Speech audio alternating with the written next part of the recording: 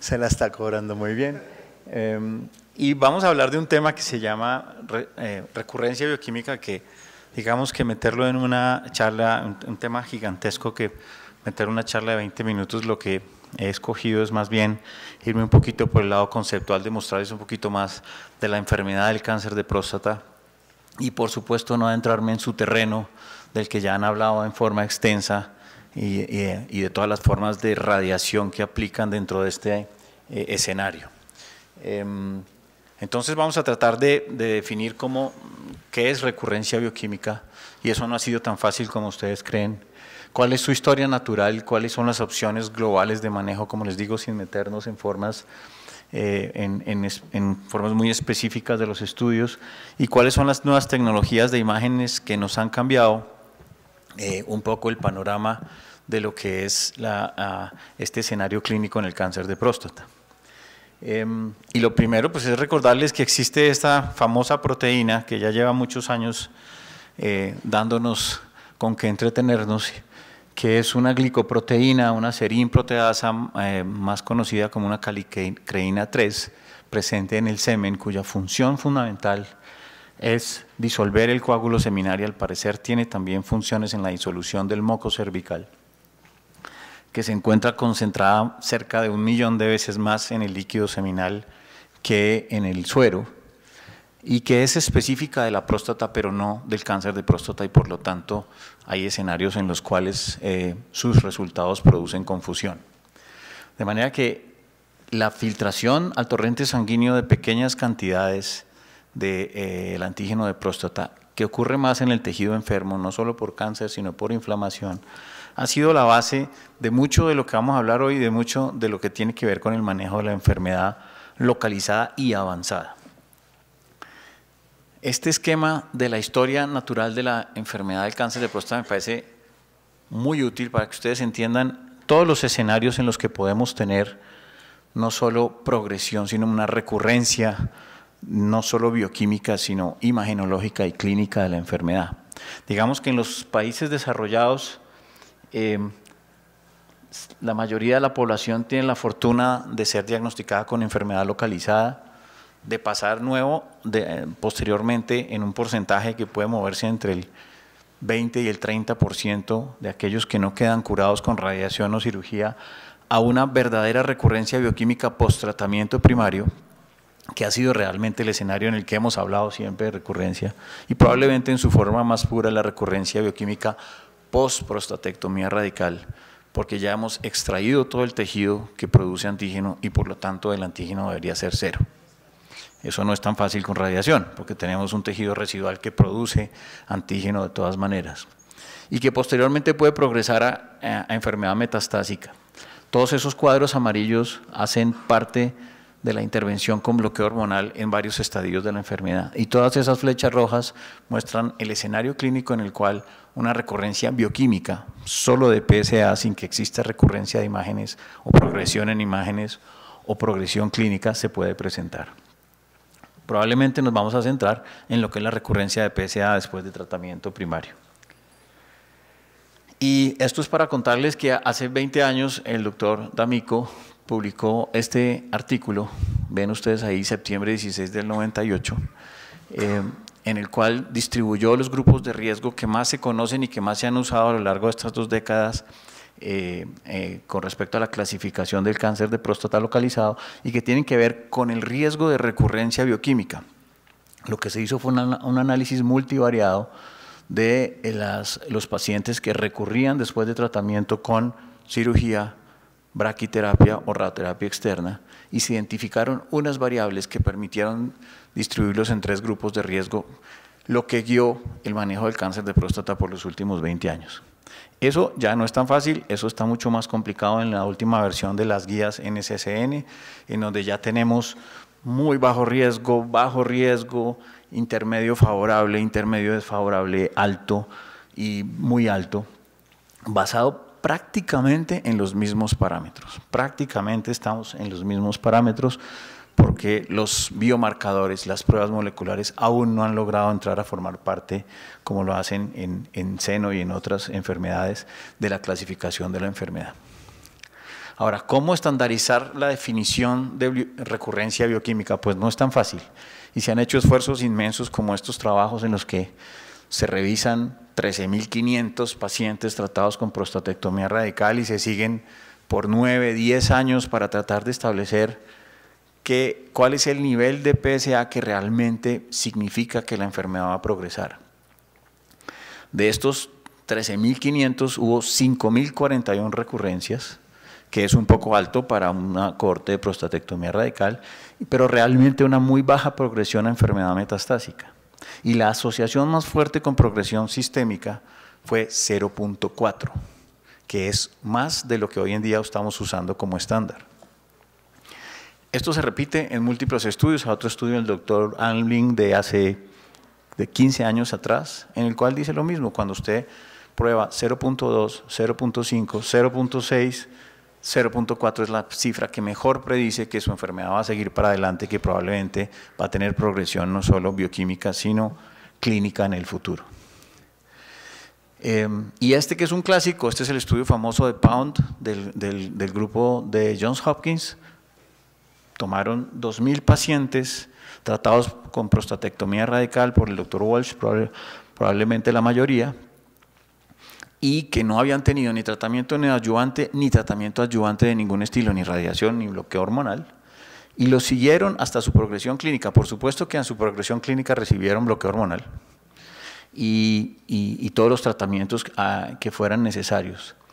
Los números mágicos que salieron del estudio de Pound es que desde la falla bioquímica, la media de tiempo a la metástasis, a la progresión clínica, 8 años. Y desde la metástasis hasta la muerte, una media de 5 años, lo cual indicaría que un paciente que no queda curado con una prostatectomía radical en esa cohorte, que eran tumores de muy bajo riesgo, del momento en que hace una falla bioquímica hasta que muere por la enfermedad tendría una media de 13 años.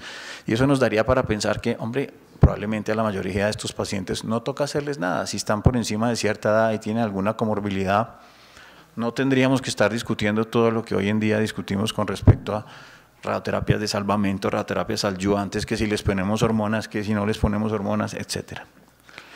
Lo que es interesante es que cuando ellos analizan que no todos vienen cortados del mismo tamaño, es evidente que, la clasificación de acuerdo con el Gleason cambia notoriamente la situación. Entonces, si ustedes miran a 10 años, la posibilidad de estar libre de metástasis es poco menos del 25%. Si usted tenía un Gleason 8, 9, 10, es probablemente cercana al 25% si usted hizo una recurrencia muy temprana versus una recurrencia después de los 2 años, y nuevamente anda por el 25% de sobrevida libre de metástasis a los 10 años, si la velocidad de doblaje fue más rápida de 10 meses comparado con más de 10 meses. Entonces entran los conceptos de los parámetros del primario y la velocidad de doblaje del PSA, es decir, la cinética del PSA, que es lo que ha guiado buena parte de las decisiones aquí. Y nuevamente salen otros estudios gigantescos, y por eso ustedes ven fechas de los artículos del 2005 y desde 2006, es que en próstata para poder tener datos necesitamos 15 años en todo. Y esto es un análisis retrospectivo de más de 14.000 pacientes tratados de nuevo con prostatectomía radical, 2.426 fallas bioquímicas, en ese caso definidas como 0.4, que tampoco recibieron ni neoadyuvancia ni adyuvancia, sino que solo fueron tratados al momento de la progresión clínica. Estos son, digamos, tesoros de la historia natural de la enfermedad, porque esto no lo volvemos a ver. Aquí todo el mundo tendría hoy en día tratamiento apenas el antígeno toque el 0.2.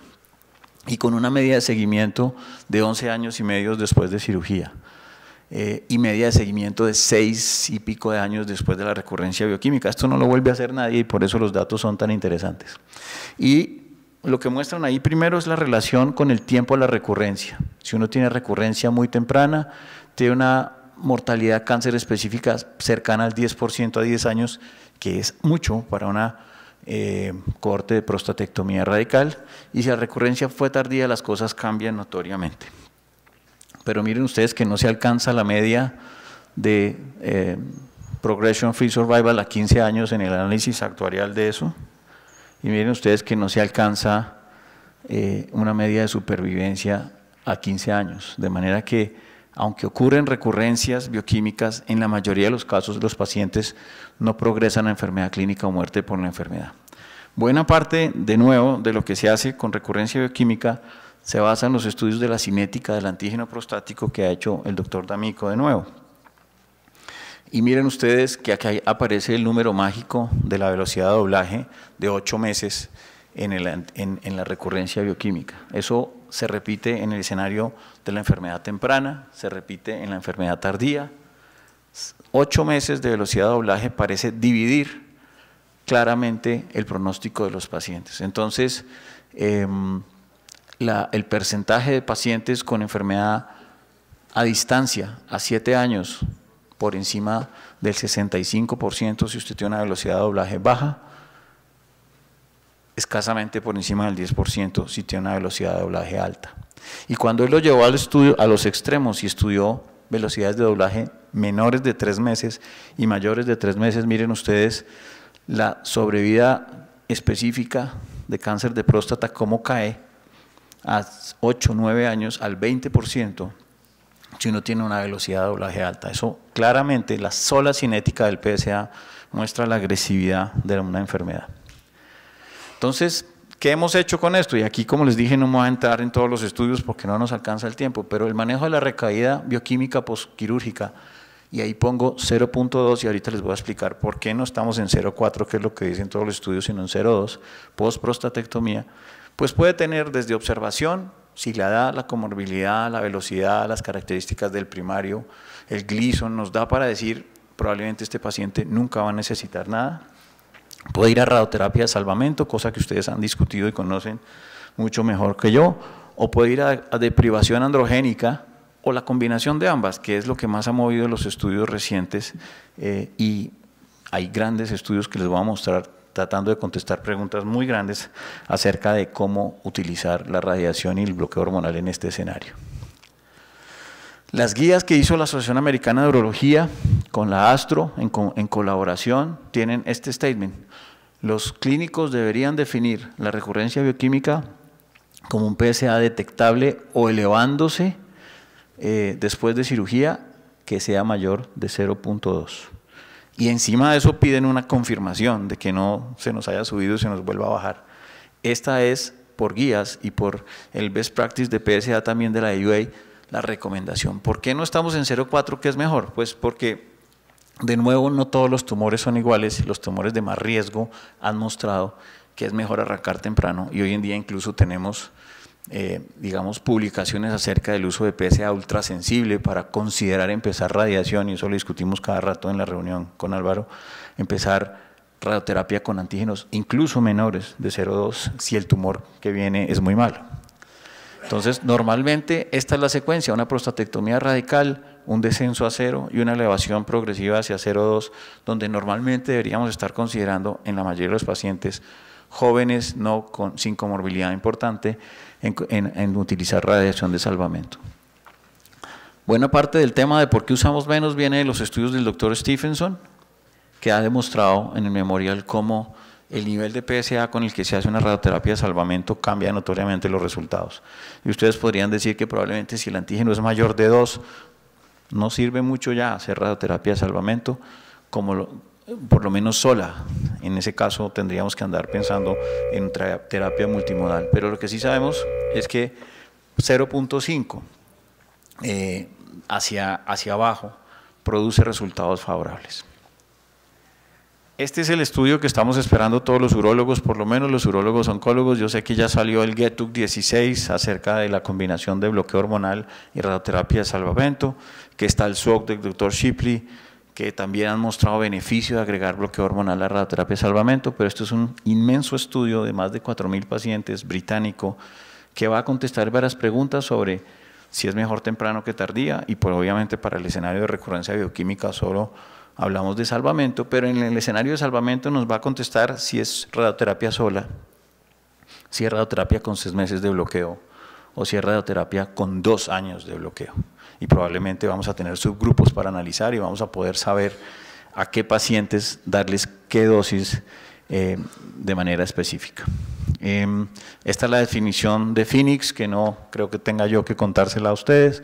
Es elevación de 2 nanogramos por encima del nadir de radioterapia con o sin bloqueo hormonal. Y las opciones usuales de rescate cuando falla la radiación.